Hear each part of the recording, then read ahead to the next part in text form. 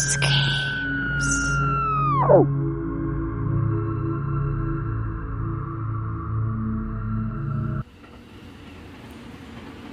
The subway car is empty, except for her.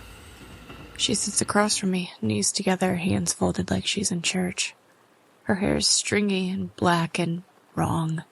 Too clean, too smooth, like it was painted on. She wears a blue surgical mask, creased, bloodstained, old.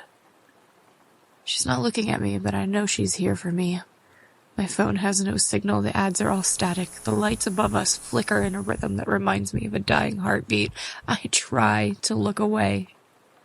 She speaks. Do you think I'm pretty? Her voice is quiet, familiar, like mine, but too slow, too patient. I don't answer, because the air in the car has changed. Because I can hear my own pulse in my throat, because I know this story, and I know how it ends. She turns her head. Her eyes are gray, flat, like paper pressed over mirrors. She asks again, do you think I'm pretty? My mouth opens without permission. Yes. She smiles under the mask. The train doesn't stop. We pass the same station 4 times. There are no announcements. Only her. She removes the mask. It doesn't peel. It detaches, like skin from fruit.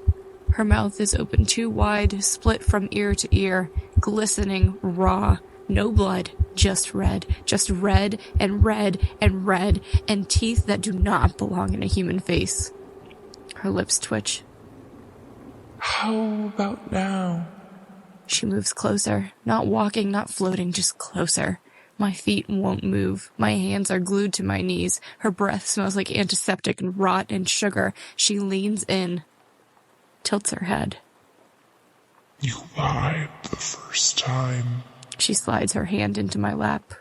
Cold fingers, too many joints, nails like glass. She touches my cheek.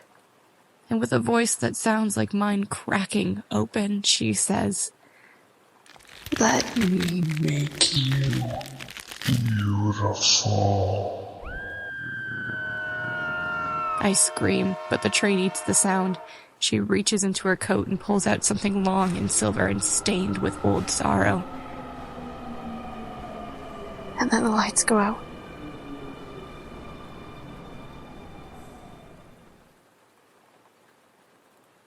When they find the train, it's empty, except for a woman in the last seat, face torn open, mouth stretched too wide.